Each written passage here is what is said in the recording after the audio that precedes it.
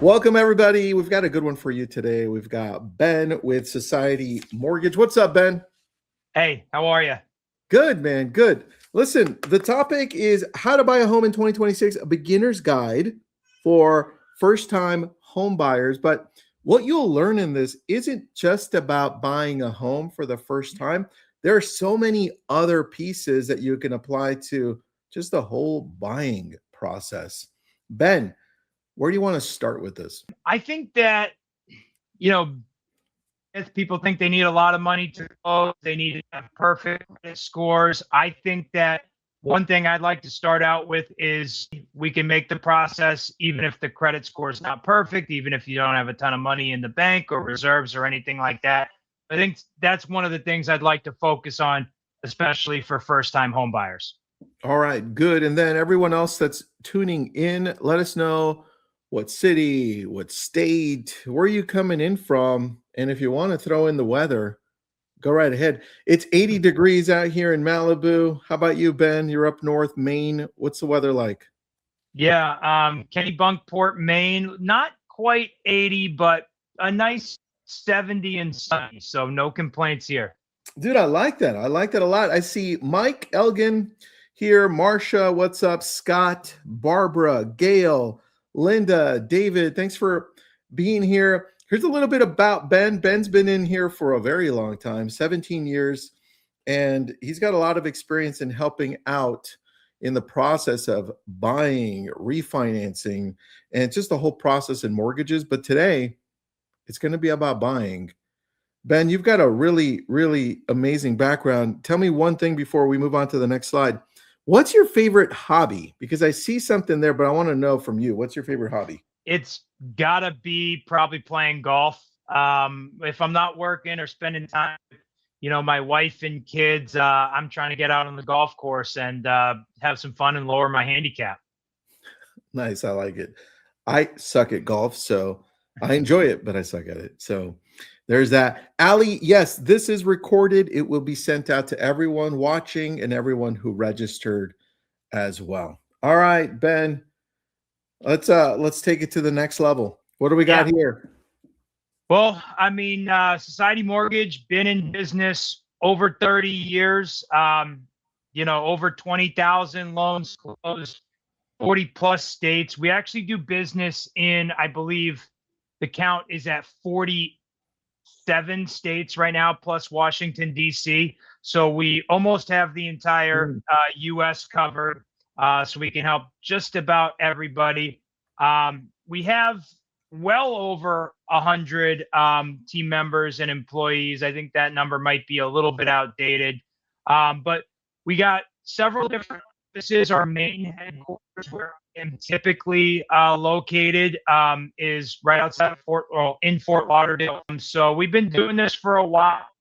Pretty much been always have an niche of that first time home buy, not that 30% down client, but the client that needs a little bit of help or a no down payment, low down payment. Maybe credit score's got a couple dings on there, but we've been doing this for a long time, and I'd like to say gotten pretty good at it. Okay, you guys are mainly out of Florida, cover 47 states. You do no down payment, some payment, very low, and obviously anything above zero and low. When it comes to the challenges that we face, where do you want to start with this? Is it, can I afford something here? How do I determine what can I buy and how much do I need as a down payment? Is that a good place to start with you? Yeah, I think first things first, you want to talk to one of our people about getting a pre-approval, right? So your pre-approval will help figure out how much you can afford, figure out exactly what the right program for you is going to be, whether that's, I think we'll get to the specifics on a different side, but whether that's a VA loan or a USDA loan or FHA, right? It'll help obviously figure out your price range. So can I look at houses up to 300,000 or can I look up to 350? What kind of homes are the ones I want to be looking at? Are there going to be restrictions? So obviously where you first start is going to be getting in touch with, one of our loan officers to help figure out, what's going to be a good program for you and if you qualify. All right. And then let's talk about the one thing that we always have a challenge with, because I'm a real estate agent. I'm out of California. We've got a brokerage in not 47 states, but we're growing. It's only 5 states. One of them is Florida too. So there you go, Ben. I think the challenge that we see in helping out first-time buyers, home buyers, is the credit sometimes. Either they've got too much debt, or their credit is low because they were late on payments or something along those lines. How do you help with that before we move on to this slide? Yeah. So credit is obviously huge when getting a pre-approval and when buying a house. Unfortunately, we can't just give out loans to everybody. That would be, not responsible lending. But we are pretty flexible with our credit guidelines. So we understand that life happens. We understand that, mistakes have happened in the past that we've recovered from, or maybe temporary job loss and things of that nature. So get it, life happens, and we're pretty flexible. Specifically, we go down to a 550 credit score, 550 credit score for our VA product, so for our veterans, Okay. and for our USDA product, for our, rural homeowner. And both of those loans, surprisingly, are 0% down. So we have the most flexible credit guidelines on the no money down loans, right? Got it. And for FHA loans, 580, Okay. and then conventional, typically you want to be north of 620 for a conventional loan. But with all 4 of those programs that are good, possible first-time home buyers, go all the way down to 550 on some and 580 and 620 on the FHA and conventional. A question for you about the 550 credit score for USDA and VA specifically. When we're looking at USDA, can you explain to me why I would use that? If I wanted to buy a farm, is that where I would go, or why would I use the USDA? It's a good question. Actually, I get that one a lot, right? USDA, it's the same thing that you might see the sticker of, like the beef that you're buying at the grocery store. Yeah. So it's the United States Department of Agriculture, right? But it's not for buying farms. Okay. They have a division of USDA that offers what they call a RD, Rural Development Loan, right? And so we do the RD guaranteed loan. And basically that it's for, they put the program together to, develop rural, right? Got it. So you cannot use this loan in the middle of Dallas or downtown Miami or LA or anything like that. So there are location restrictions around the USDA loan. There's a map that's eligible online and through app. We have a mobile app, so through the mobile app, where you can look up the address, all public record, but obviously, like, if you look at the map, most of all the areas that you wouldn't even think are rural are eligible. So as long as you're not like downtown metropolitan city, it's probably eligible for USDA financing. That's cool, man. Yeah, they want to develop these rural areas and are offering money down, 100% financing. So then if I find, so I'll give you an example and then I'll go to some questions and then we'll finish this slide. But we had a client locally in California, outside of downtown Los Angeles, obviously, maybe about 15 minutes away, where it's closer to Oxnard, Ventura, where you have a lot of farm area, but there are a lot of homes there. And a lot of the homes there qualify for the USDA. And I was very surprised in helping people. So 100% financing, that goes a long way. Now, there was a question from Alfredo. What's up, Alfredo? Sorry, not Alfredo, it was CP. Alfredo answered it. He says, your site shows 31 state options, but we were saying 47. And Alfredo answered it. We recently took additional states, and now there'll be 50 soon. So you'll see an update on that website. Good catch there, CP. Appreciate that. Now, back to you, Ben. When it comes to student loans, we're seeing things just become more unaffordable for the younger generation. So it's taking them longer to buy a home now. First-time buyers range, home buyers range from 35 to 40. And I don't know that's going to get any younger. So when we're looking at student loans, it says student loans automatically disqualify me. Help me through that. Yeah, I mean, having student loan debt is obviously a myth that automatically disqualifies you. So we have to factor in the student debt. So if you're making a payment, we'll obviously factor that in. But a lot of clients we work with, their student loans are deferred, not paying anything now, but maybe they owe 30 grand or 40 grand. And the estimated payment will vary a little bit between program, but generally speaking, so if you have 40, you're going to factor in $200 into your liabilities and your debt ratio. So having a lot of student loans does not automatically disqualify you. So 0.5% is a good safe number for what we're going to use to figure it out. 0.5%. Okay. And then, guys, I know we have a little bit of an audio issue on Ben's side. So any questions you have, feel free to put them into the chat. We've got a team there ready to answer them, and I'll probably take on some of them as well. Gail, don't even worry about it. And this is recorded with the audio done perfectly, so we'll send it out to everyone. Okay, next question, and it's a big one. There's the myth, I can't buy if I changed jobs. It gets really complicated, Ben. What are we looking at?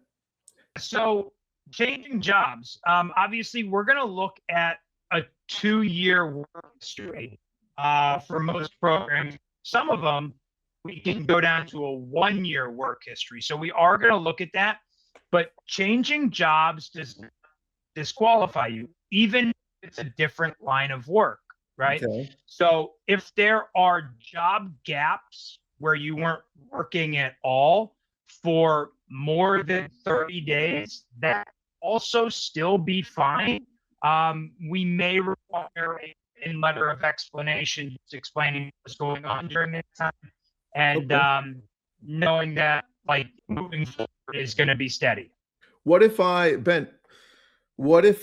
instead of the 30 days, because that's kind of a short one, what if I go in unemployment? Like I had an amazing job, I got let go, now I filed for unemployment, but then I found an amazing job 4 months later, right? And now I'm back into this. How does that work? Yeah, good question. And different programs are going to have slightly different guidelines on that. But for instance, on an FHA loan, let's say you're unemployed for more than 6 months. Let's say you're unemployed for 8 months. There's a 6-month mark is important for FHA. If you were unemployed for 8 months, we would be back on the job for 6. And have a 2-year work history prior. Prior to going to unemployment? Yes. Oh, okay. Prior. Got it. Yep. All right. Now, just to be clear, Ben, I go get unemployment, right? I'm done. Like 6 to 8 months in, I get a job. I'm there 6 months. That's the clearing number, as long as I was employed previously to going unemployed for 2 years straight. Is that it? That's correct. But mind you, that's specifically an FHA guideline. FHA. Other programs like USDA and VA can actually be in that and may need to be back for 6 months. It really just situation, and if it's a good make sense scenario. Again, our underwriters for those programs are pretty flexible, and really what we want to know is that your likelihood of earning and job history is going to be stable moving forward, so you know you have the income to pay the mortgage back. Got you. Got you. I love that. And there are some good questions. Sergio, you bring up a good question. I'll get to that one. First, I want to cover how much money do I need, because so we went through myths and the ideas that we have that are right, that are wrong. But now let's get into down payment. We talked a little bit about it, Ben, with VA, USDA, 0% down, possibly FHA really low. And I know that you guys also cover some special city or metro area loans, and obviously conventional. But when it comes down to earnest money and down payment, can you just quickly tell me the difference? There's a confusion there sometimes. Give me that difference. What is that? Yeah. Yeah. So earnest money deposit, or known as a good faith deposit, basically that's when you're going under contract on a home and money that you're putting aside in escrow. Hmm. So the seller knows that you're buying the house and serious enough that they're going to take it off the market, right? Because when Got you it. go under contract, they're taking the house off the market. So I know you're serious. And, for the first time home buyer, price range might be a little bit different in California than it is in Alabama or Mississippi or Yeah, whatever. But true. maybe $500, maybe $1,000 as a deposit. And that money is, sounds like it's potentially even get that money back at closing, or use that money towards your down payment, right? Okay. So it's a deposit, basically, so the seller knows you're serious and taking the house off the market. So if I'm going to do a loan that's 100%, Mm-hmm. and the seller says, "Well, I'll take the 100% financing. It's great. I love VAs, right? That's amazing, but I need something from you as an earnest money, like a good faith. Here's some money so that I can take my home off the market, so it's not for sale." Right? And so if I give $500 for that, am I going to get that back at the end because I'm doing 100% financing? How does it typically work? Yeah, so depending on how the loan is structured, you can get that money back at closing. So if we go to the slide for number 5, seller credits, right? Oh, got it. Yeah, Let me go there right now. oh no, you were right there. The slide we were on, Oh, number at the 5, end. one at Got the it. end. Yeah. Seller Yeah. credit. So the way that we structure most of, Yep. No problem. I got you. sorry about that. The Yep. way we structure most of our loans is that let's say we're doing a USDA or VA. So no money down, right? Now we're going to get the seller to pay for all of your closing costs. That's that seller credit on number 5. Mm-hmm. And then if we have the seller pay for your closing costs with the no money down, then yes, you can go to closing and the title company literally writes you a check for the equivalent of what for your earnest money. So here are your keys to your house, and here's a check for $1,000, or whatever you had for Good. your earnest money. So now you're making me, I'm a real estate agent in California, and you're making me rethink this. Like, if I would now, based on our conversation that's very short, so thank you, Ben. Yeah. I would now, I might be like, let's go USDA first and see if that works. Like, Yeah. why not? Because not everybody qualifies for VA, right? You had to have served in the Army, Navy, anything along those lines. So if I go USDA first, 100%, especially now that for the most part, not everywhere, but for the most part, we're on a buyer's market slightly. Things are staying on the market longer, right? We've gone from things selling in 10 days to now average 52, 54 days on the market now, going up. So I feel like these 100% type loans now I have a better chance of getting accepted. Before I go on to you explaining closing costs, prepaid taxes, and just a little deeper on seller credits, when it comes to a limit on what I can buy for USDA, VA, FHA, how does that work? Like, how much can I buy? Can I buy a $10 million mansion? Good question. So for USDA, there's no maximum loan limit. Okay, there's no max loan limit for USDA. Whoa. There's a however in there. There's a Okay. however. What is it? However, they do have limits. You get too much money for this program. So again, they're aimed at developing rural communities for people in like median income households. So they're not doctors who make $500,000 a year, right? Got it. So your income limits for USDA are going to be not only for the borrower, but for the people living in it. Your spouse is not on the loan because maybe the credit score does not qualify. We would count income. It also is going to depend, the income limit is also going to depend on how many people are living in it. Okay. Got it. So there are some limitations and restrictions depending on the area too. But I'll move on because I've got questions on that one. Okay. And by the way, you can ask your questions in the chat. Alfredo is doing an amazing job answering them. Thank you, Alfredo. Appreciate that. If you want to tackle Sergio's question, because I think that may be something that a lot of people are thinking about, not necessarily just specifically to this administration, but really any administration. Ben, I'm going to go to you first on this one. Sergio's saying, so it seems like this program or these programs, USDA, VA, FHA, and all these other programs are not for everybody. So maybe it's better to wait until next year for the Trump homes. I'm not sure what you're referring to, Sergio, but what I'm trying to twist this to is to any administration.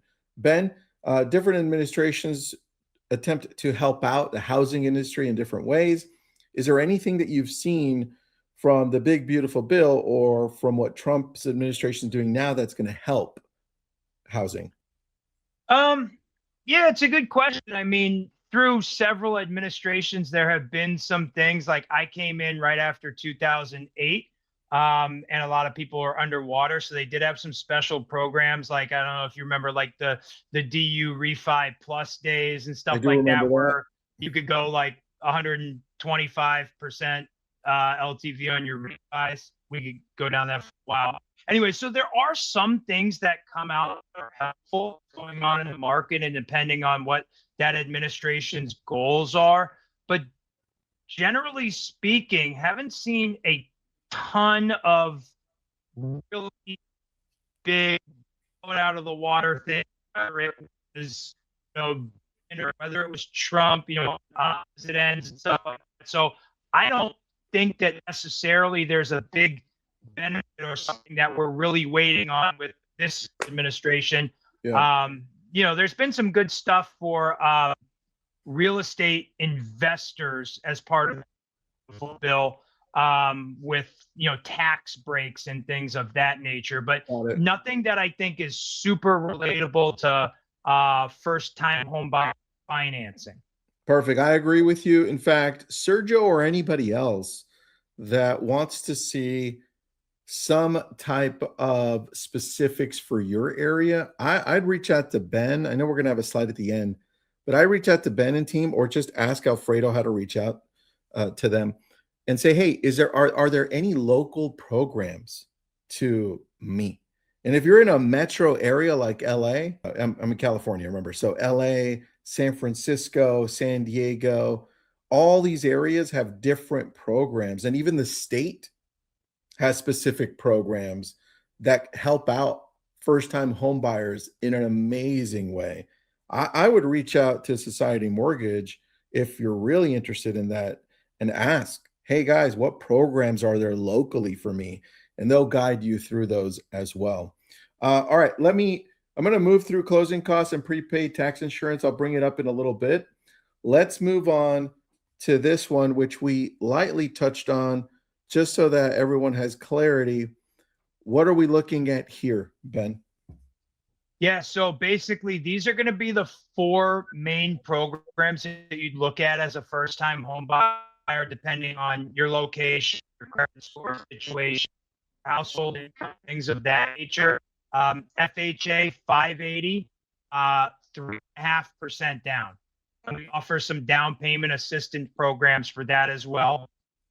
Conventional, 3% down.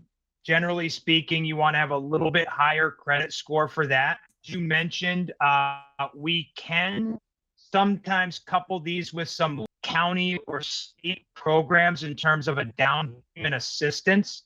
They will Okay. have their own income limits or credit score requirements, and there's a ton of them out there. We actually have a national directory where we can look up specifically your county or specifically and help determine what might be available to you. But then VA and USDA, as we touched on before, both at 550 with no money down. VA is an awesome program. Obviously, if you're a veteran, that's definitely where I'd be looking first, because not only is it no money down, but no MI as well. No monthly mortgage insurance or anything like that. Okay. One thing I have a question on the FHA, just to get clarity for everyone here. It says great for first-time home buyers, but what does that actually mean? Could I have owned a home before? If so, how long does it have to be since I sold it and owned it? Is there something like that? Yeah. So first time home buyer in, mortgage lingo just means that you haven't owned a home in the last 3 years. So Oh, if you owned a home 4 years ago and you're buying now, technically you're mortgage lingo first time home buyer. that's cool, man. All right. I like that. I liked it a lot. All right. Let's go to this mortgage document checklist. This is the shortest checklist I've ever seen, Ben. Is this real? So this is real. And this is not like, hey, give me your pay stubs, W-2s, and ID, and we'll close on a house. This is what we're looking for up front for that pre-approval and to figure out what program you're going to be eligible for. Notice there's not things on here like 401k or bank statements. And the reason for that is a lot of these programs we're doing, you need to have any assets to qualify, right?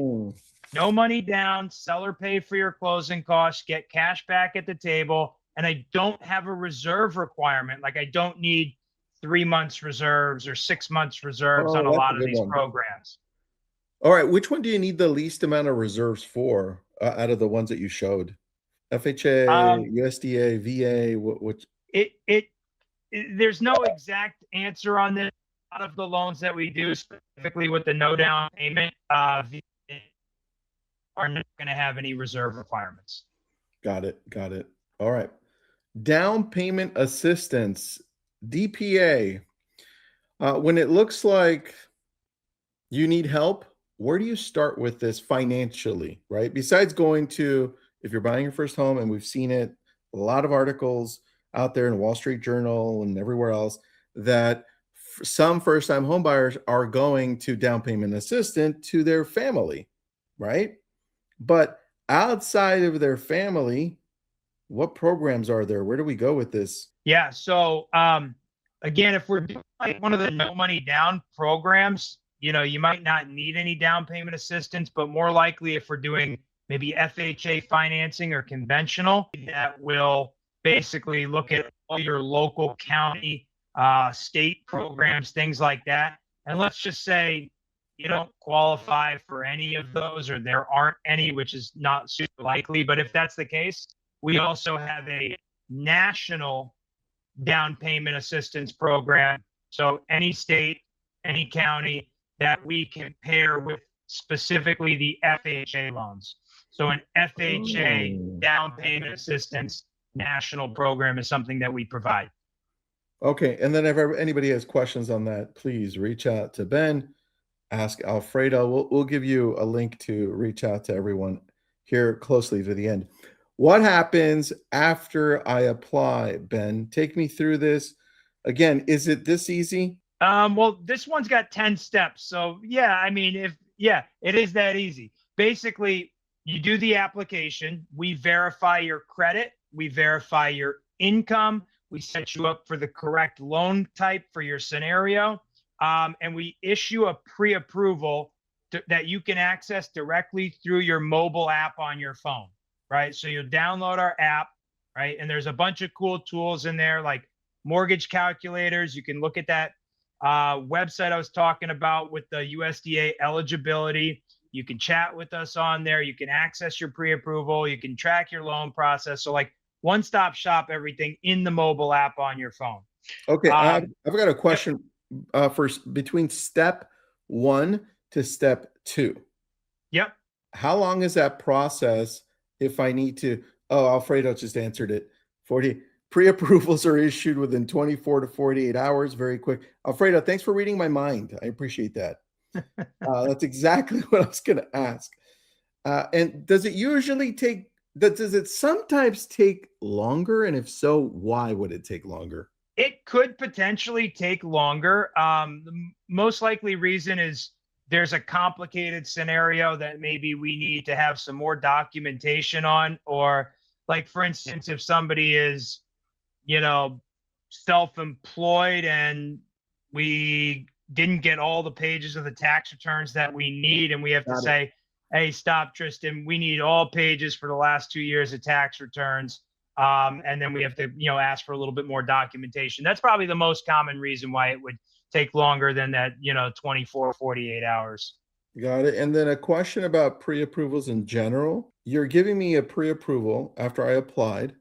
Why do I need a pre-approval to submit an offer? Well, I mean, obviously the seller, again, is going to want to know that this is real, know that your due diligence with obtaining financing before they take their house off the market. But even before you make an offer, same thing with a real estate agent. A real estate agent wants to know that you have your financial ducks in a row before they start showing you houses. And they obviously want to make sure they're showing you houses in the correct price range as well. All right. Good answer, man. Good answer. What not to do during the loan process. So during the loan process means what, Ben? You've already pre-approved me, or I took the application, I got my offer accepted. What does that loan process mean?